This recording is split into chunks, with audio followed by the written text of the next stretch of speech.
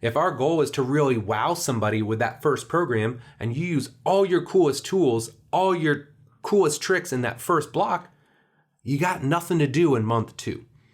Okay? So the thing that I need you to think about is don't just think about this one program.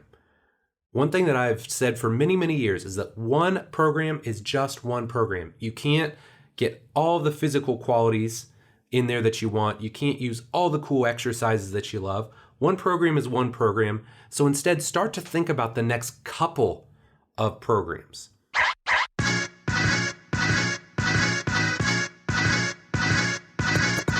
Hello and welcome to the Physical Preparation Podcast. I'm your host, Mike Robertson, and today we are going to talk about 7 simple tips to help you write better training programs. Now, I had not recorded a solo show in quite some time until very recently. I released my 5 things I need to say, and I was blown away. I got some amazing feedback from that episode.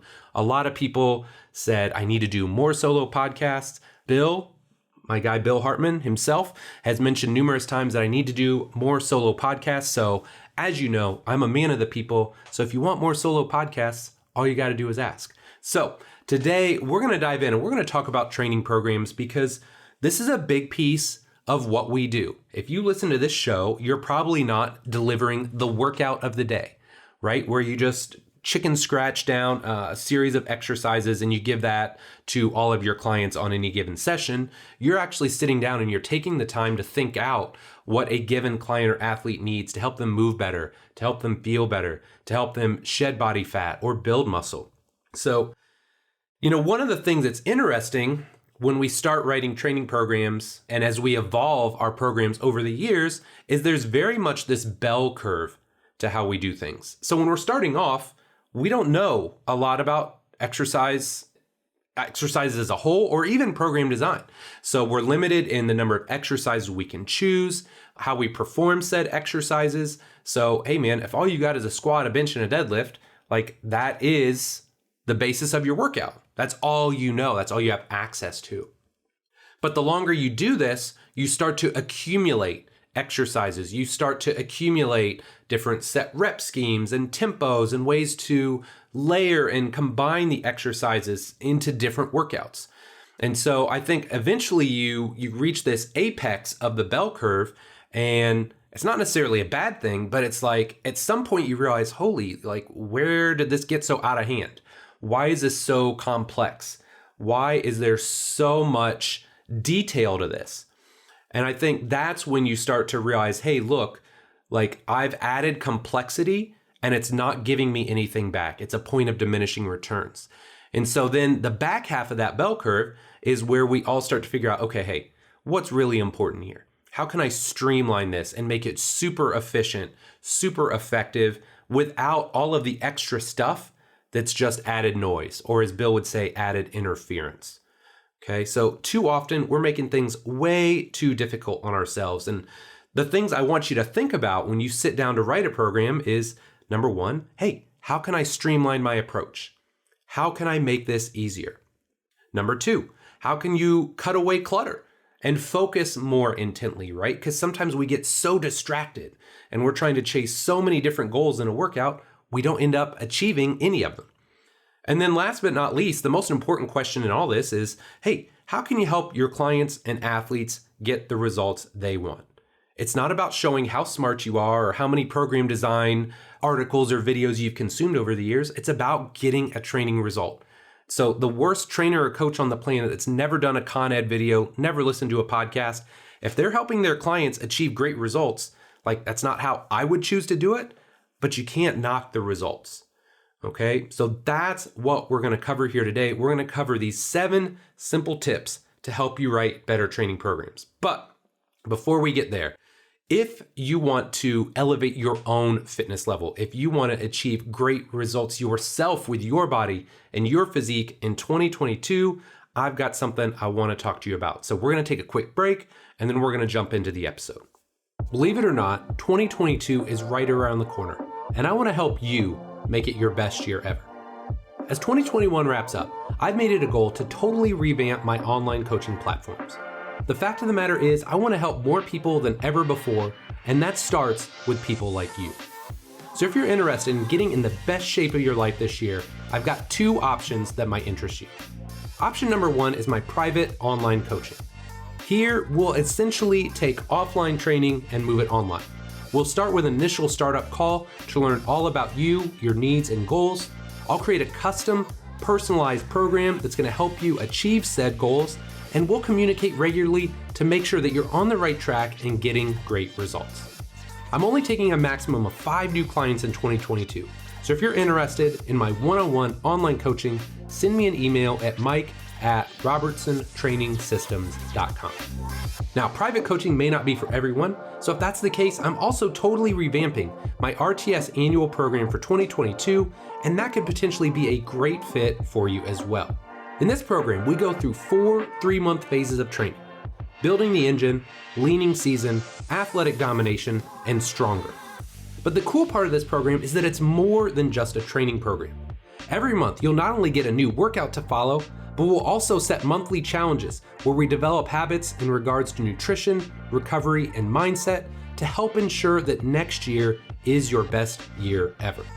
And trust me, I know the last 2 years haven't always been kind to our habits and routines, so that portion of the program alone is worth the price of admission. If you're interested in the annual training group, you can learn more at robertsontrainingsystems.com/annual. And if you've got any questions whatsoever, feel free to email me directly at mike@robertsontrainingsystems.com, and I'll do my best to point you in the right direction. Okay, that's enough from me. Thank you so much for listening, and I'd love the chance to work with you and help you make 2022 your best year ever. All right, my friends, so let's dive in and talk about these 7 strategies that we can use to help you write better training programs. And the first one, okay, I'm gonna show my age right off the bat, but the first one I think you should do is start writing your programs in pencil first, or using a notepad and paper first. Now, maybe it's just me, and I'm almost ashamed to admit this. Like, I've been writing programs for 21, 22 years now, but I can tell you, especially if it's somebody I've never programmed before, or somebody that I really want to make sure I give them this great training effect, like, I feel pressure when I sit down and I write that first program for them. So instead of sitting down in front of a computer where there is this pressure to create this perfect program right off the bat, when I sit down and I start to sketch it out on paper first, there's this freedom to the entire process. I don't feel constrained to following the first thing that I write down. So, it's not uncommon. Like, if you saw me rough draft a training program, you would be shocked, maybe even appalled, because it's not pretty, right? Like, there's chicken scratches and there's stuff that's like shorthand and lined out. And sometimes there's things lined out like 2 or 3 times in a row, right? Because it allows me that freedom to make mistakes. And I don't feel like the second I sit down, it has to be perfect, because I don't know why that is. And maybe it's just me. Maybe you don't have this issue at all. But I find the second I sit down behind a keyboard, things are immediately harder. I feel this pressure for it to be right. So for me, when I sit down and I use a pad and paper first, it allows me that freedom to sketch things out, to liberally add and delete stuff. It just makes everything so much easier. I feel like it's less pressure. It's definitely easier to edit. And then what I find is too, when I add that step, and I know this isn't cool when you have to add steps to an equation, but I find when I actually add that step in there, when I take it from the paper to the actual program itself, and you can do it in Word, Excel, I use Train Heroic. When I put it in there, it allows me even a little bit more time to tweak and refine the program. So there's numerous times where what I've got on paper is like 90 to 95% correct, but it's not 100%. And when I put it into the actual program software, then it's like, oh, well, that's good, but this would be even better there. So it just gives you another opportunity to tweak it and refine it to make sure it's the absolute best program possible. Now, another benefit that I find when I do stuff on paper first is there's less distraction. I'm really able to get in there, I can disconnect, and I can focus on the program, because it's great having all this connectivity, but it doesn't matter whether I'm on my phone, my iPad, my MacBook, whatever I have access to also has access to me. So next thing you know, I'm like diving in on this program. I'm doing it on my computer and I'm getting a Slack message from work. I'm getting a text message from a friend. I'm getting a phone call. Like, there's way too many ways for people to connect and reach out to me. And it's not a bad thing, but there has to be boundaries to that. So when I'm writing a program, I like to put all the electronics away. I like to dive in and really focus on, okay, who is this person? What are they struggling with? How can I help them? And then I start to sketch the entire program out on paper first. And again, it may seem time consuming. It may seem like you're adding an extra step, but I really feel like disconnecting from the technology early on in the process allows you that space and that freedom to create a really solid program. So that's number one. Start outlining or sketching your programs in pencil first. I feel like it's a really liberating way to do it. And if you've never tried it before, I'm just telling you, give it a shot. Let me know what you think. It makes a huge impact for me personally on the programs that I write. Number two, question you need to ask yourself: where do we go from here? Now, this is a tough one. And this is something that we've actually done with our interns over the years. So let me give you some insight into the evolution of the program defense that our interns go through. So if you came to iFast and you were an intern, one of your final projects that we would have you do is a program defense. So essentially you would create a program for a client. At this time, we had two different clients, right? So we said, okay, pick a fat loss client and pick an athlete. And the intern would draft a program and basically explain, okay, this is the program, this is why I did this and this and this. So the whole focus of this was to try and understand their thought process, right? Try and figure out how would they build somebody's movement patterns? How would they structure a workout differently for a fat loss client versus an athlete? But one thing that we realized, and I know I definitely realized it after we did this for a couple years, was that, man, they are using like all of their tricks up in this very first program. So instead, what we did was we changed the constraints of how we did the program defense. We said, okay, I don't want you to do two different people anymore. I want you to do one person for 2 consecutive months. And now this really changed the game, because what it forced them to do was, hey, when you write that first program, if you use all your coolest stuff right away, what are you going to do next month? So now it forces them to think about the process.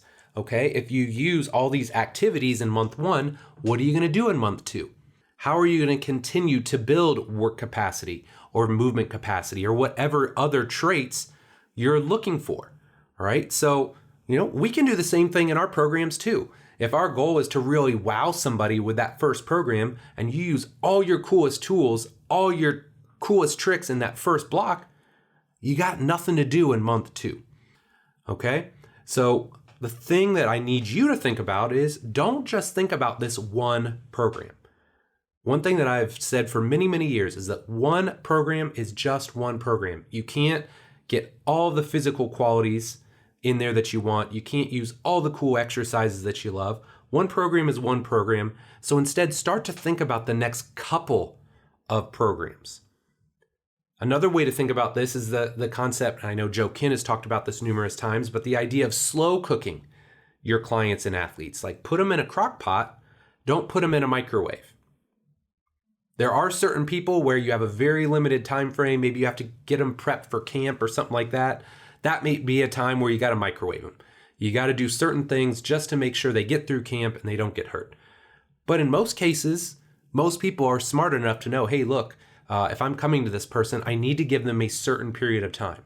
So think about how you can slow cook your clients and athletes and how you can use that time to really build a strong foundation underneath them.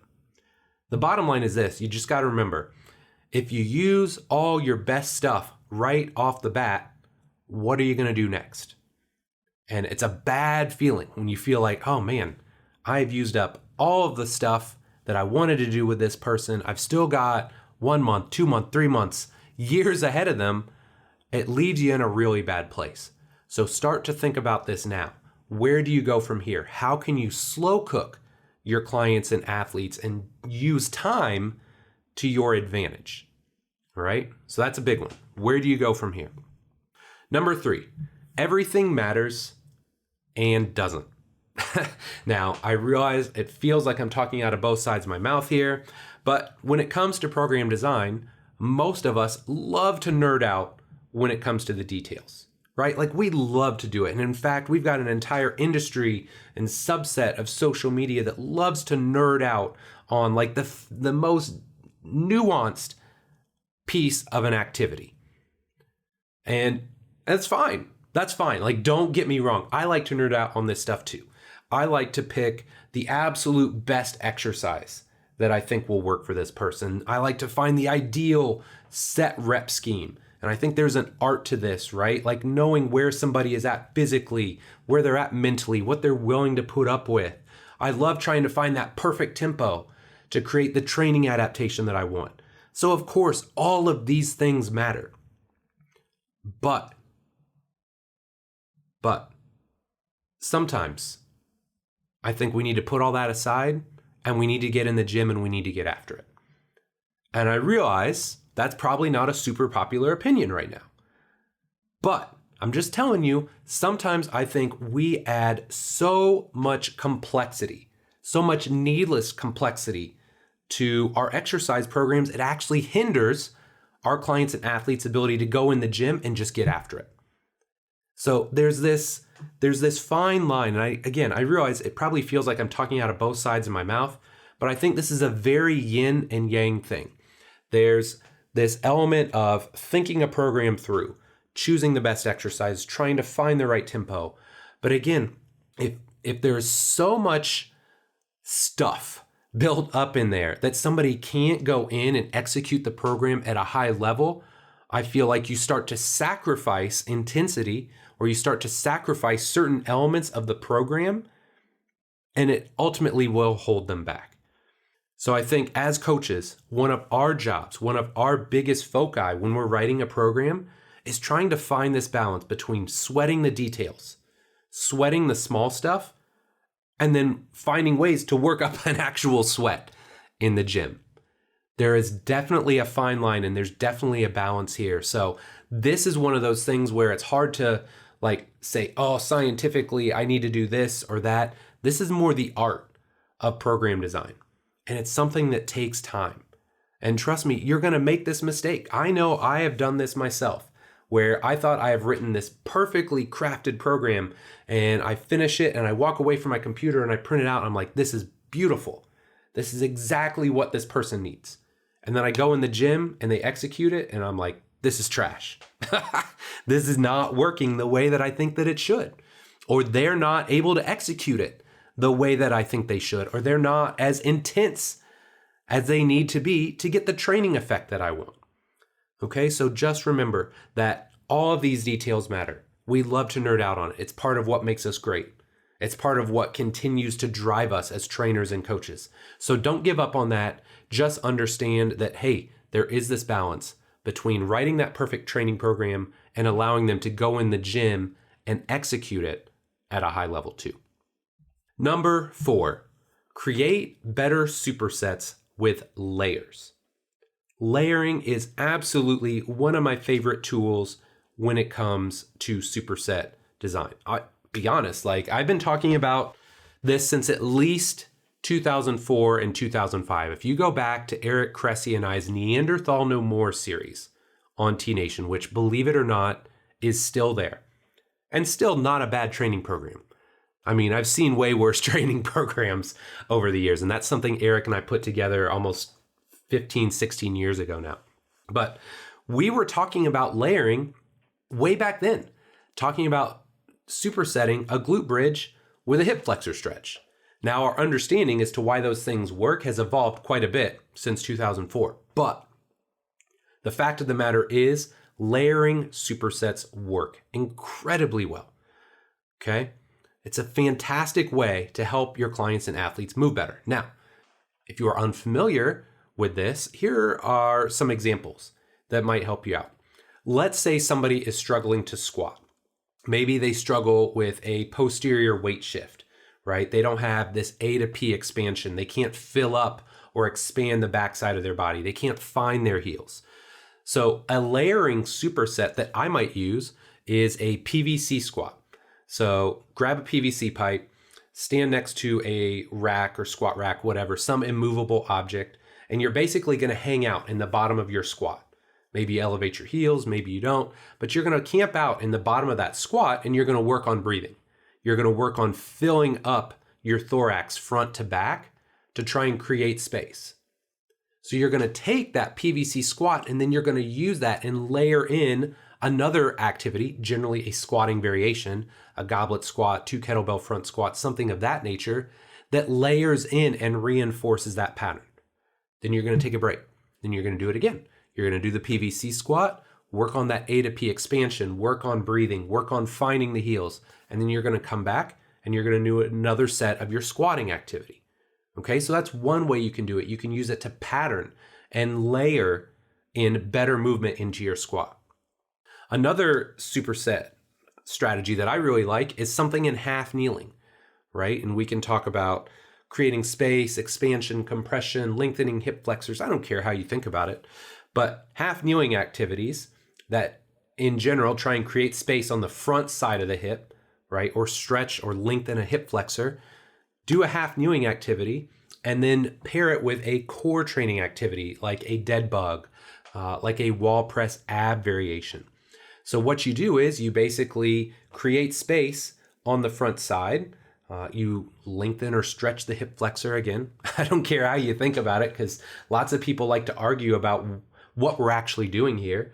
But you do that and you take away that hip flexor's ability to control everything, and now you make your abs and your core do the work for you instead. Okay? Another one that we use all the time in the gym to create better lateral movement. Maybe we're going to do some form of a fake throw. So you're shuffling to one side and you're, aggressively acting like you're going to throw a med ball, and then you don't. So you get this shuffling activity, you create stiffness at the end, just like if you were coming into a cut, right? So maybe you do a fake throw. Then you layer in a lateral jump and hold where you're producing and then slowing down forces, right? So lateral jump and hold, some people call them hindrance. And then you layer in something active, like an actual defensive slide, right? Maybe you do a mirror drill against a partner or another athlete. But these are all different ways you can layer movements in your programs to get a better training effect, right? Because you're constantly giving the client or the athlete pieces of the movement, and eventually and hopefully if you do the right activities, when they go back to the full movement itself, it's cleaner, it's more refined. Okay, they're better able to execute it with a technique that you are comfortable with. So if you want to start doing this, I would say the biggest thing you need to start with is asking yourself, what are the key pieces of this movement? What am I missing, right? So if we go back to our squat example and somebody can't fill up their thorax A to P, they can't create that space to allow them to sit down in their squat, that's the key piece of the movement that we're trying to fix. So we give them that PVC squat, create that space, and then we layer in a dynamic activity on top of it. All right, that's how we would do it there. If we're talking about something lateral or frontal plane, imaginary frontal plane, however you want to think about it, when we're talking about side-to-side movement, you've got to be able to produce force and you got to be able to absorb force or redirect force. So ask yourself, what are the key pieces of the movement? And then how can you layer in individual pieces or elements to help you build a better whole? So layering supersets are an absolute game changer. If you're not using these, find ways to incorporate them into your workouts. It is an absolute game changer with regards to helping your clients and athletes move more effectively. And again, it's something I've been doing since at least 2004, 2005 with great success. A lot's changed about my programs, but using layering supersets is something that I will probably use my entire career. Okay, number 5. This is a fairly short one, but I think it's very important. All programs are just educated guesses.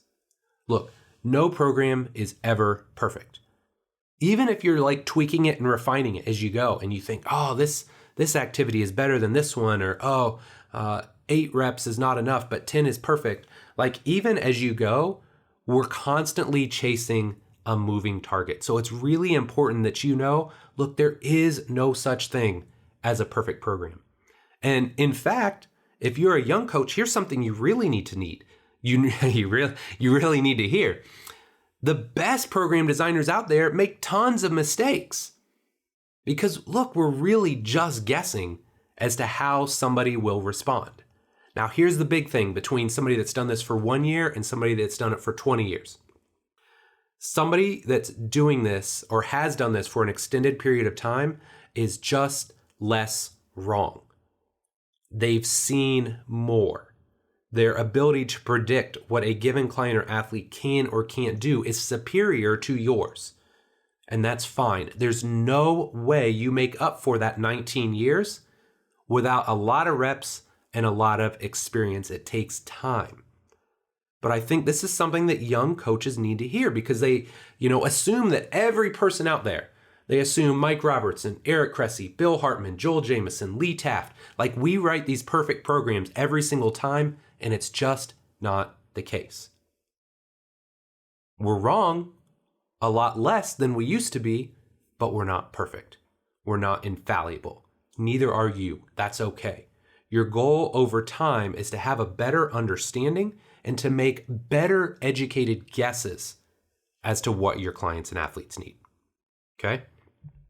Number 6. This one's a big one too. The goal is adaptation, not overwhelm. Now, here's what I mean by this. Have you ever seen a program? I've seen a lot of programs over the years. Have you ever seen a program that looks like this? There's 30 exercises. There's 25 coaching cues.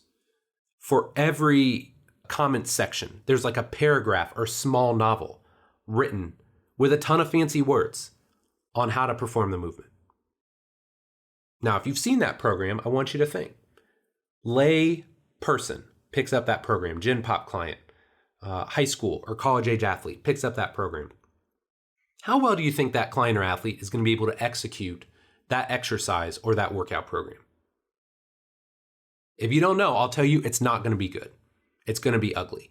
They are going to default to the lowest common denominator, and if it says bicep curl and you have 20 fancy words or cues after it, they're just going into the gym and doing bicep curls for whatever set rep scheme you provided. That's it. Because that's all they can stand. That's all they can tolerate. Okay? So this is something that's really important. And I think young coaches, maybe not so much, but like that middle ground coach, right? You've been doing this for more than a couple years. You've accumulated some knowledge. You've taken some courses. You've done some certs. Like, you know what you're doing. A lot of times there's this inherent need to show your clients and your athletes how smart you are. I've done it. Hate to admit it. I've done it. Doesn't mean you have to do it. Skip this phase, right? Nobody cares how smart you are. They don't care how many fancy words you knew, right? It's about helping the client or the athlete that you're working with get a great training response to your session. That's it. You don't get better results by using fancier words. Nobody cares about myofibrillar hypertrophy. Nobody cares about, the 20 or whatever muscles it is that connect to the scapula. They care about, hey, can this person help me lose 20 pounds? Can this person help me build the 10 pounds of muscle that I want? Can they help me increase my squat by 50 pounds so I can go compete in that powerlifting meet? They care about, hey, can this person help me shave 0.2 of a second off my 40 so that I can go play college football? Like, that's what people care about. So when you're writing a program, lowest common denominator, I'm not saying you water things down, but make it easy. Make it easy to buy in. Make it easy to train hard. Because too often we focus more on showing how smart we are versus just getting the training adaptation that our clients and our athletes want. Okay? One more. And I think of all of them, this is the most important. And this is the one that I always talk about with young coaches, with interns, because it's probably the most important piece of writing a good program. I call this the one thing principle. Okay? Now, my guy Dan John, I love Dan John. If you don't know who Dan John is, go learn more about Dan John. If you're young, he may not resonate with you yet. At some point in your life, you'll read Dan John stuff and you'll be like, okay, I get it. I get it. And Dan John said probably 10 years ago now, the goal is to keep the goal the goal. It sounds kind of silly, but it's a true Dan Johnism if I've ever heard of one. The goal is to keep the goal the goal. So how does this apply to program design? Well, I see far too many programs that want to check all the boxes, and by extension, effectively check none. Now, here's what I mean by that.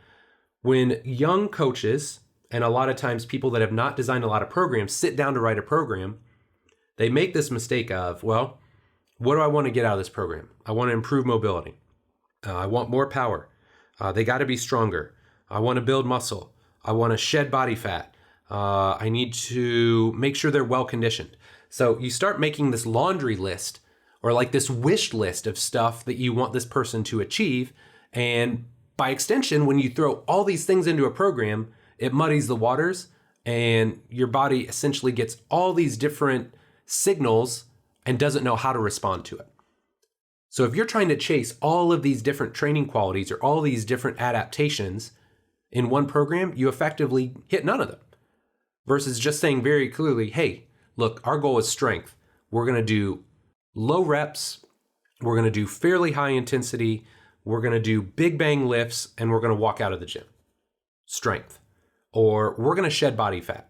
We're going to do higher volume, incomplete rest. We're going to dial in our nutrition, and we're done. Right? Like being able to put those blinders on is such an important piece of writing a great program. Trying to cut away everything else. And again, it comes down to this idea of one program is just one program. Now, a lot of times people say, well, how do athletes do it? Athletes are mobile and they're fast and they're strong and powerful and well-conditioned. And so this is the discussion that I have with my athletes. Like, look, we can do all those things. I can give you all those physical qualities, but I can't raise your capacity and all those things in one training program. It comes down to an entire off season of work. So we're going to refine your movement capabilities in that first block. In that second block, now we're going to start to increase your force production, your strength. We're going to introduce some lower level power and conditioning elements. Then as we move on in the off season, now we're going to put strength on the back burner. We're going to maintain it, but we're going to make sure you're fast and you're explosive and your conditioning is where it needs to be so that when you go on to a field quarter pitch for your first preseason session, you're absolutely ready to crush people.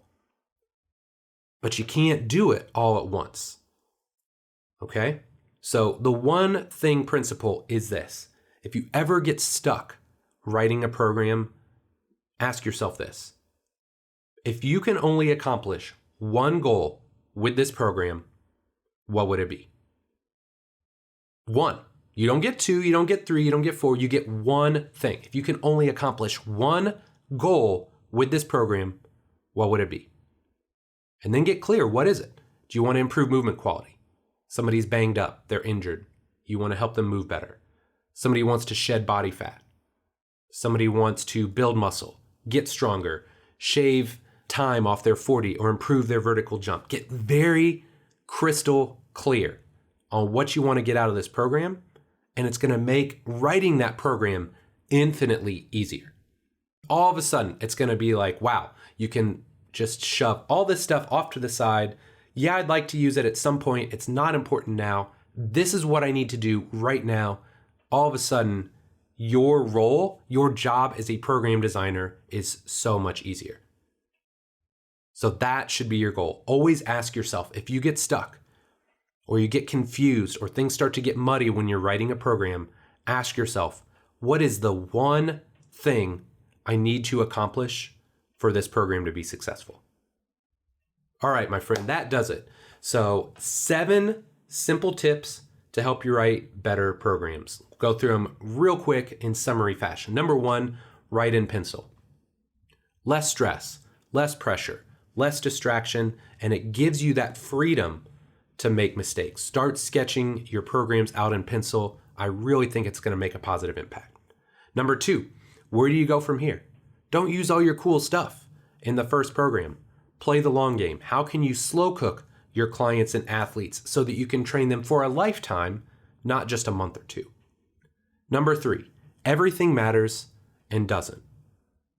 Use the details, nerd out, do all that stuff, but also find that balance, blend the art and the science to make sure that your clients can go in the gym and they can train at a high level, that they're not overwhelmed. Number 4, create better supersets with layers. Telling you, go-to strategy for me for 15, 16 years now. Find ways to layer in appropriate movements, build better movement patterns, because regardless of what your client or athlete does, right, what they do in the gym, outside of the gym, creating better movement is rarely a bad thing. Number 5, understand all programs are educated guesses. We don't know everything. We're not always right. Even the highest level program designers are generally just less wrong than you. So understand we're all guessing, and make it your goal over time to just be more educated with your guesses. Number 6, the goal is adaptation, not overwhelm. Nobody cares how smart you are. They don't care how many courses you've taken.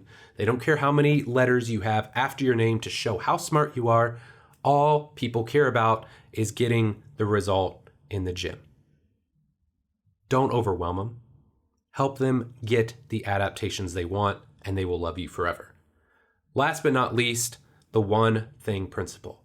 When you get confused, when things get muddy, when you get overwhelmed, ask yourself, if you can only accomplish one goal with this program, what would it be? And then you can thank me and say, Mike, thank you for making my life so much easier as a program designer. I love you.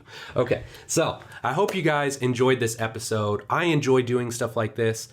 If you did, please go to wherever you consume podcasts right now, iTunes, Stitcher, SoundCloud, Spotify, Google Play, Amazon, wherever you consume podcasts, hit the subscribe button right now so you know each and every week when a new episode drops.